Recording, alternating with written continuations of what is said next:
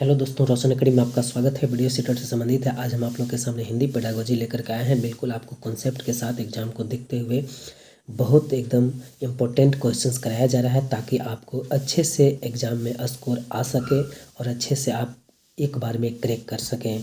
तो चलिए बात करते हैं क्वेश्चंस पर। और अगर आप मेरे चैनल पर नए हैं तो चैनल को सब्सक्राइब कर लें और बेल आइकन को दबा दें, ताकि आपको सबसे पहले नोटिफिकेशन प्राप्त हो और दोस्तों के पास शेयर कर दें। तो चलिए हम चलते हैं 106 नंबर प्रश्न देखते हैं। प्राथमिक स्तर पर बच्चों की भाषा का आकलन करने का उद्देश्य है। पहला, उसकी पठन क्षमता का आकलन। दूसरा, उसके भाषा प्रयोग की क्षमता का आकलन। तीसरा, उसकी लेखन क्षमता का आकलन। चौथा, उसकी बोलने की कुशलता का आकलन। तो इसमें कौन आंसर होगा, आप लोग आंसर करेंगे। आप कमेंट में आंसर नहीं करते हैं, आप कमेंट में आंसर ज़रूर करें, आपका कॉन्फिडेंस बढ़ेगा। अगर आप कमेंट में आंसर नहीं कर सकते तो आप कॉपी कलम लेकर के बैठ जाएं और जो आपका ऑप्शन सही लगता है आप ऑप्शन सही करें। और एक बार काउंटिंग करें कि हिंदी पेडागोजी जो 15 नंबर में पूछे जाते हैं उससे आपका कितना स्कोर बनता है। तो चलिए इसका आंसर हो जाएगा आपको दूसरा, इसके भाषा प्रयोग की क्षमता का आकलन।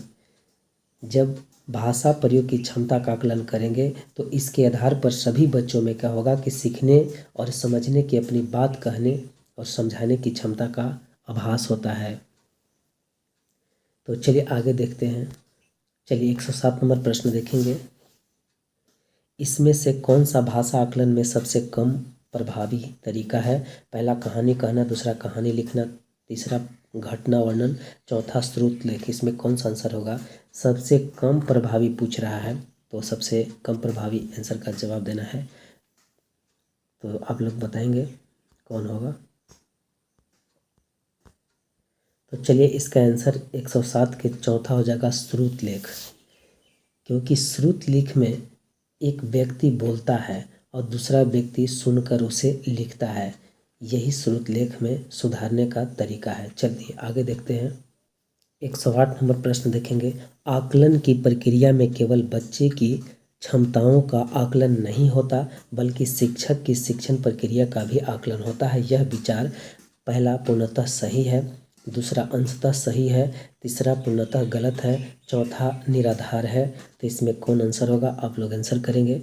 109 प्रश्न कहता है कि रीमा ने तीसरी कक्षा में पढ़ने वाली रितिका की भाषा क्षमता, भाषा निष्पादन संबंधी क्रमिक प्रगति का ब्यौरा उसके अभिभावकों को दिया। तो रीमा ने डॉट डॉट डॉट के आधार पर यह जानकारी दी। पहला अवलोकन, दूसरा पोर्टफोलियो, तीसरा जांच सूची और चौथा लिखित परीक्षा। तो इसमें क्या आंसर होगा। ये आपको पहले भी ऑप्शन करा दिया गया है, उसी से मिलते जुलते आ रहा है। आप लोग को पता चलता होगा कि किस तरह से क्वेश्चन सीटेट में पूछा जाता है। तो आप इसको कर लेंगे बिल्कुल।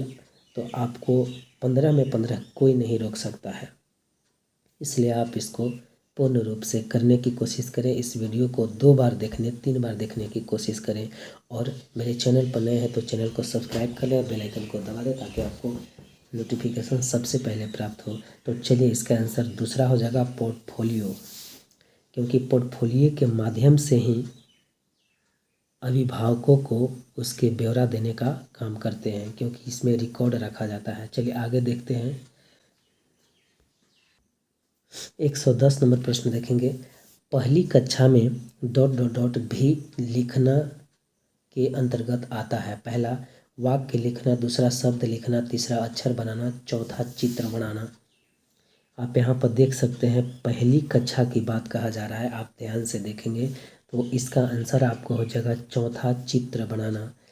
पहली कक्षा में बच्चे क्या करते हैं, कॉपी कलम ले करके कॉपी पे जैसे तैसे चित्र बनाना शुरू करते हैं, या टेढ़े मेढ़े लाइन खींचना, इस तरह से करने का काम करते हैं। आप ऑलरेडी घर के सदस्य हैं, आप बालक को देख सकते हैं कि किस तरह से बालक पहली कक्षा में क्रिया करता है। उसके माध्यम से भी आप चलेंगे तो सीटेट में अच्छे से स्कोर करेंगे। चलिए आगे देखते हैं। आगे क्या है, 111 नंबर प्रश्न। 111 नंबर प्रश्न देखेंगे। प्राथमिक स्तर पर पढ़ना सीखने में सबसे कम महत्वपूर्ण है। सबसे कम महत्वपूर्ण पूछा जा रहा है। सबसे कम महत्वपूर्ण कौन है। पहला अनुमान लगाना, दूसरा संदर्भानुसार अर्थ, तीसरा अक्षरों की पहचान, चौथा पढ़ने का उद्देश्य।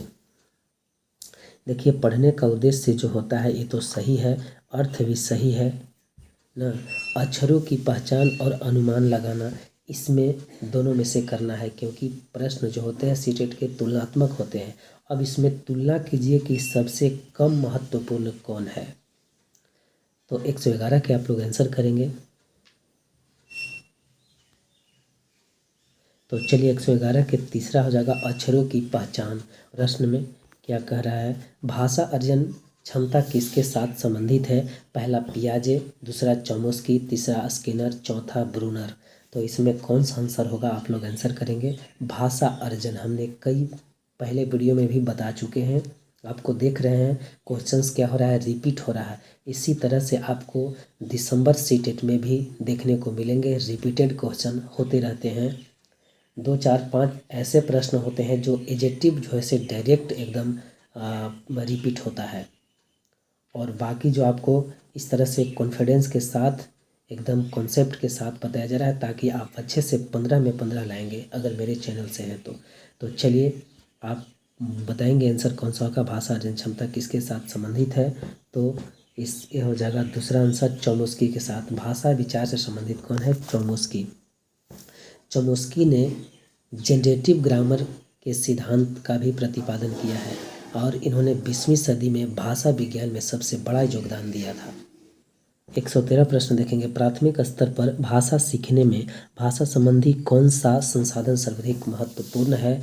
तो पहला कंप्यूटर, दूसरा बाल साहित्य, तीसरा समाचार पत्र, चौथा टेलीविज़न। इसमें कौन सा आंसर होगा आप लोग आंसर करेंगे। यहाँ पूछा जा रहा है प्राथमिक स्तर पर भाषा सीखने से संबंधित कौन सा संसाधन सर्वाधिक महत्वपूर्ण है। तो आपका दूसरा आंसर हो जाएगा बाल साहित्य, क्योंकि बाल साहित्य की भाषा सरल एवं सहज होती है। चलिए आगे देखते हैं 114 नंबर प्रश्न, बच्चे अपनी मातृभाषा का प्रयोग करते हुए हिंदी भाषा की कक्षा में अपनी बात कहते हैं। यह बात ... है। पहला स्वाभाविक, दूसरा निंदनीय, तीसरा विचारणीय, चौथा अनुचित। उचित और अनुचित के बारे में आप जानते होंगे, इसलिए अनुचित तो होगा नहीं, ये तो ऐसे नकारात्मक हो गया। फिर बोल रहा है विचारणीय, निंदनीय ये तो ऐसे नेगेटिव हो गया, निंदनीय बोल रहा है। इसके बाद है विचारणीय और स्वाभाविक, 2 ऑप्शन बचा। अब दोनों में से तुलना करना है कि दोनों में से कौन होगा। तो आप लोग आंसर करें। चलिए तो 114 के क्या हो जाएगा, 114 के पहला हो जाएगा स्वाभाविक। चलिए आगे देखते हैं 115 नंबर प्रश्न देखेंगे, बहुभाषिकता हमारी पहचान भी है और हमारी ... व ... का भी अभिन्न अंग भी। तो आप लोग आंसर करेंगे कौन सा आंसर सही होगा। तो चलिए इसका आंसर हो जाएगा आपको पहला सभ्यता संस्कृति। चलिए आगे देखते हैं 116 नंबर प्रश्न। 116 नंबर प्रश्न क्या कहता है, आप यहाँ पर देख सकते हैं, प्राथमिक स्तर की पाठ्य पुस्तक में कार्टून, भाषण, विज्ञापन आदि बच्चों के भाषा क्षमता विकास में ... है। पहला सहायक है, बाधक है, निरर्थक है, अनुपयोगी है। अनुपयोगी तो ऐसे ही ये निगेटिव है, नकारात्मक हो गया। निरर्थक नहीं सार्थक होता है, ये भी नहीं होगा। बाधक नहीं साधक होता है, इसलिए पहला हो जाएगा सहायक। तो 17 नंबर प्रश्न देखेंगे, 5वीं कक्षा की सुहानी पांचों किन्हें, आंखें, दोनों आदि शब्द लिखती हैं। आप सुहानी के लेखन क्षमता के बारे में क्या कहेंगे। पहला, वह अनुनासिक चिन्ह का प्रयोग बिल्कुल नहीं जानती। दूसरा, वह अनुनासिक चिन्ह के प्रयोग के प्रति सजग है। तीसरा, वह अनुनासिक चिन्ह के प्रयोग के प्रति लापरवाह है। चौथा, वह अनुनासिक चिन्ह के नियम का अति सामान्यीकरण करती है। तो इसमें कौन सा आंसर होगा आप लोग आंसर करेंगे। तो इसमें ऐसा कुछ नहीं है कि वह बिल्कुल नहीं जानती है, ये गलत हो जाएगा। फिर है वह अनुनासिक चिन्ह के प्रयोग के प्रति सजग है, ये भी नहीं होगा। तीसरा, वह अनुनासिक चिन्ह के प्रयोग के प्रति लापरवाह है, ये भी नहीं होगा। आपका चौथा ऑप्शन हो जाएगा, वह अनुनासिक चिन्ह के नियम का अति सामान्यीकरण करती है। चलिए आगे देखते हैं 18 नंबर प्रश्न क्या कहता है, विद्यालय में भाषा शिक्षण के लिए कोई कार्यक्रम शुरू करते समय सबसे महत्वपूर्ण है। पहला, बच्चे की लिखित क्षमता को पहचानना। दूसरा, बच्चे की सहज भाषाई क्षमता को पहचानना, तीसरा बच्चे की सहज मौखिक अभिव्यक्ति को पहचानना, चौथा बच्चे की पठन क्षमता को पहचानना। तो इसमें कौन सा आंसर होगा, आप लोग आंसर करेंगे। सबसे महत्वपूर्ण कौन है उसको पता करना है। पहला, बच्चे की लिखित क्षमता को पहचानना, दूसरा बच्चे की सहज भाषाई क्षमता को पहचानना, तीसरा बच्चे की सहज मौखिक अभिव्यक्ति को पहचानना, चौथा बच्चे की पठन क्षमता को पहचानना। इसमें कौन सा आंसर होगा, आप लोग आंसर करेंगे। तो चलिए 118 के आपका हो जाएगा दूसरा, बच्चे की सहज भाषाई क्षमता को पहचानना। चलिए आगे देखते हैं। 19 नंबर प्रश्न देखेंगे। कई बार बच्चे जब स्कूल आते हैं तो 2 या 3 भाषाओं को डॉट डॉट और बोलने की क्षमता से लैस होते हैं। लैस के मतलब युक्त होता है या परिपूर्ण होता है।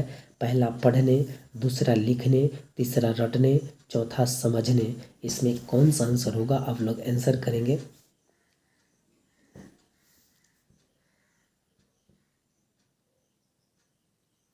तो चलिए इसका आंसर चौथा हो जाएगा, समझने। परिपूर्ण होते हैं या युक्त होते हैं, लैस का मतलब होता है, इसलिए चौथा ऑप्शन हो जाएगा समझने। चलिए आगे देखते हैं 120 प्रश्न क्या कहता है। 120 प्रश्न देखेंगे। किसी विषय को सीखने का मतलब है उसकी डॉट डॉट डॉट को सीखना, उसकी डॉट डॉट डॉट को सीखना। इसमें कौन सा आंसर सही होगा। पहला अवधारणाओं विषय वस्तु, दूसरा विषय वस्तु उपयोगी, तीसरा अवधारणाओं शब्दवाली, चौथा शब्दवाली विषय। इसमें कौन सा आंसर होगा, आप लोग आंसर करेंगे।